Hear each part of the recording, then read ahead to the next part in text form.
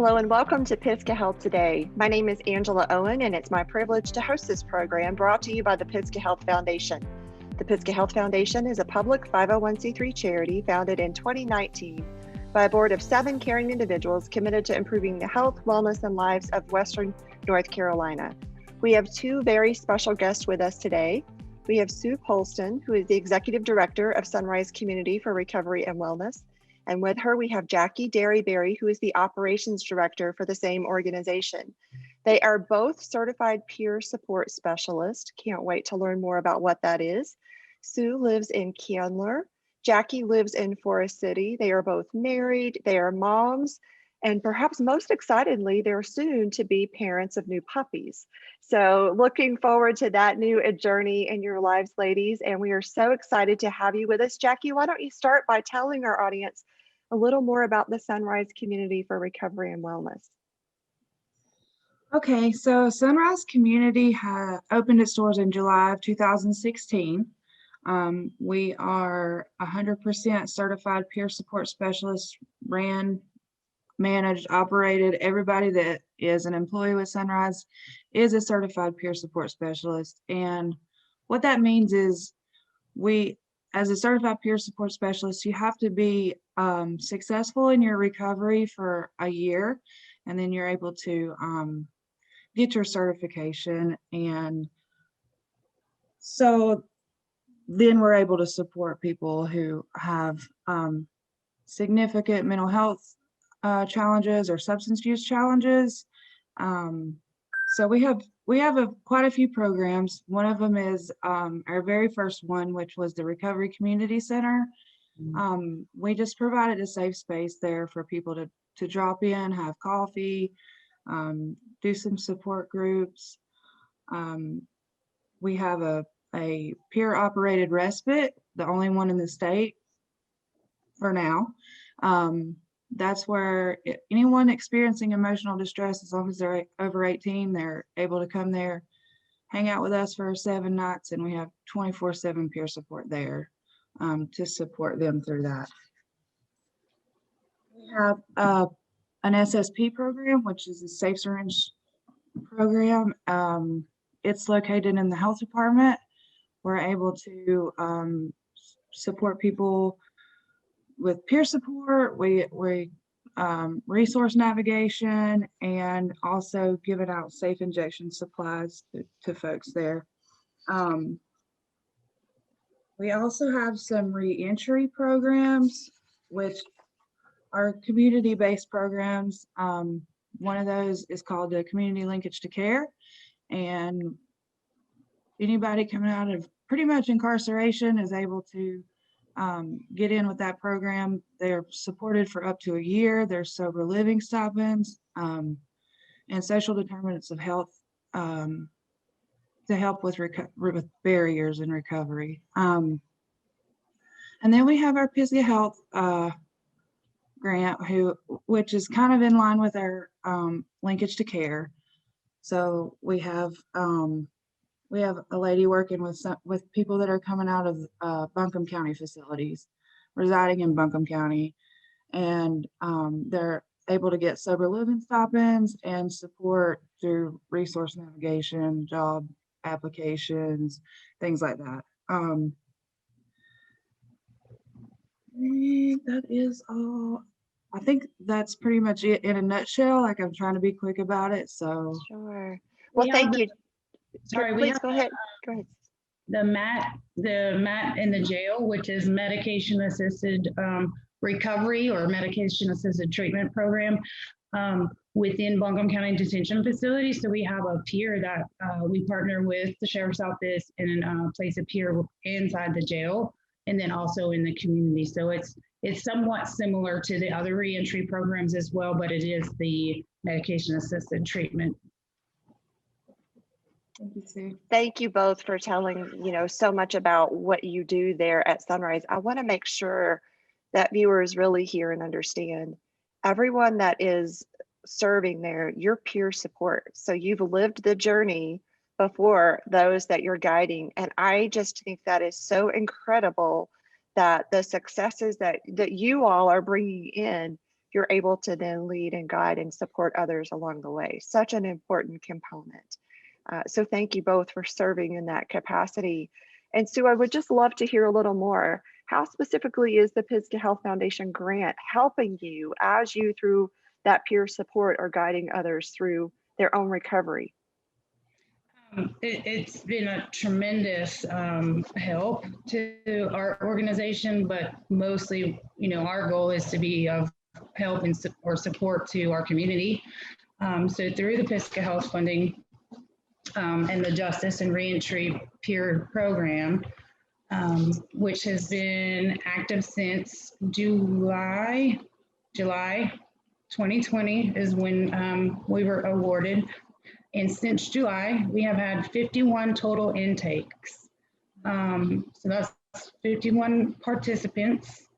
Out of those 51, currently, as of this morning, we have 21 active participants.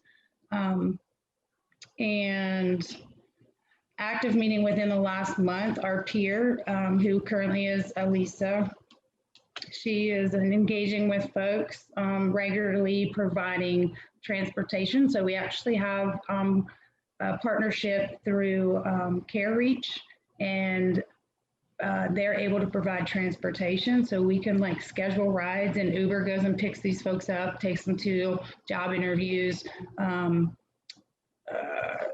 healthcare stuff. So all the stuff that we're the resource navigation through any of our programs, we're kind of focused on the whole person, the whole health. So that includes, getting them set up with a primary care provider, getting them back on medications that they may not have been on. Or I know for me, this program is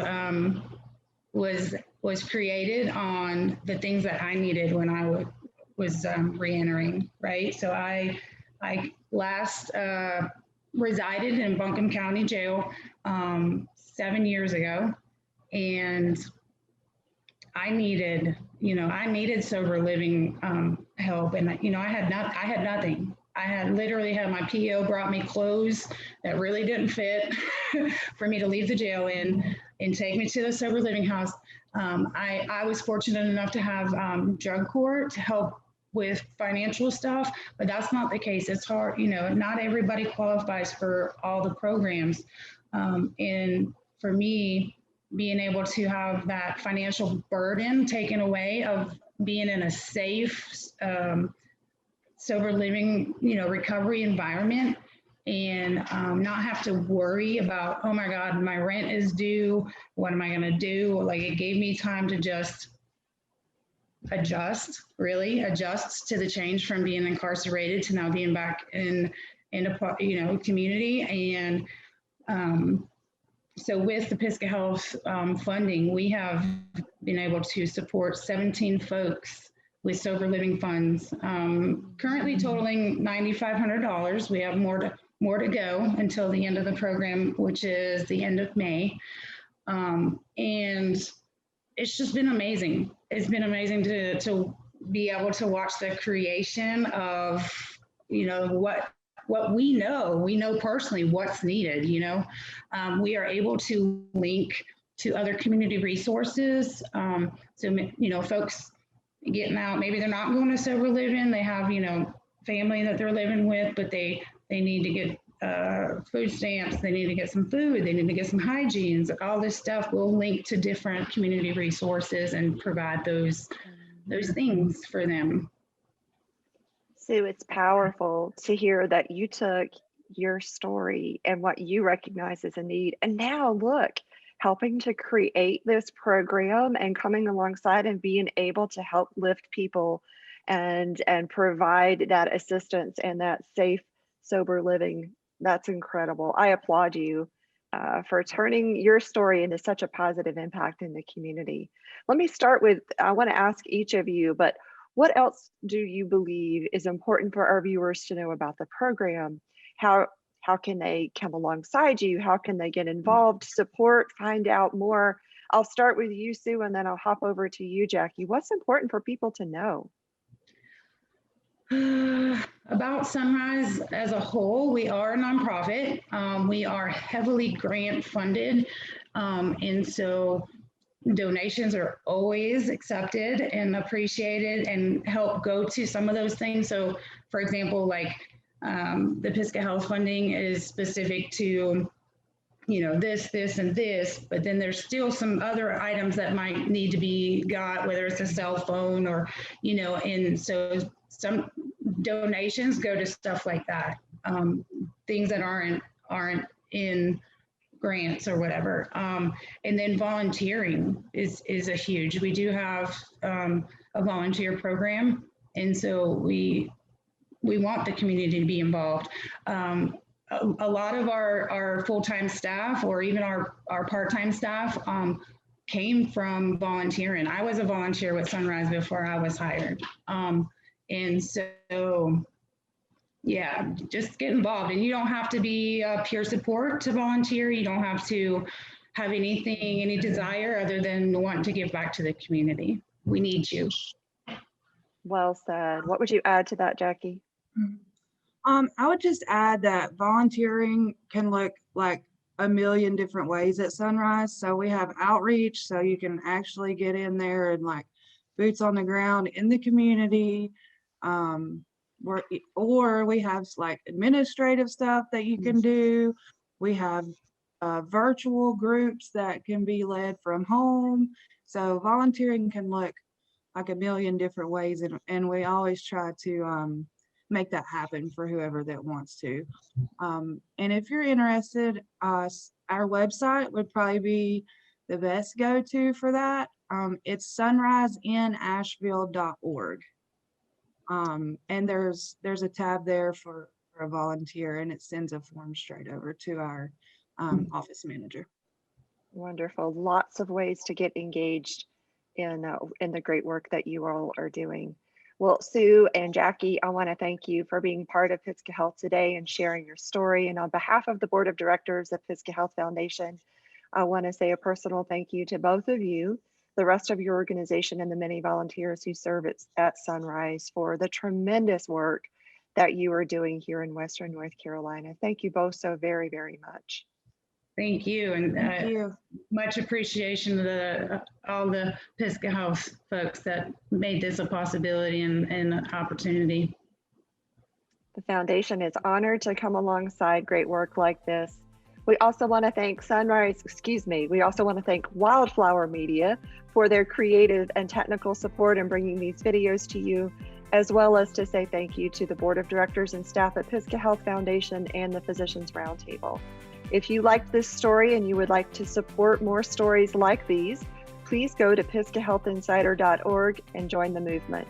Until we see you on the next Pisgah Health Today, stay well and be well.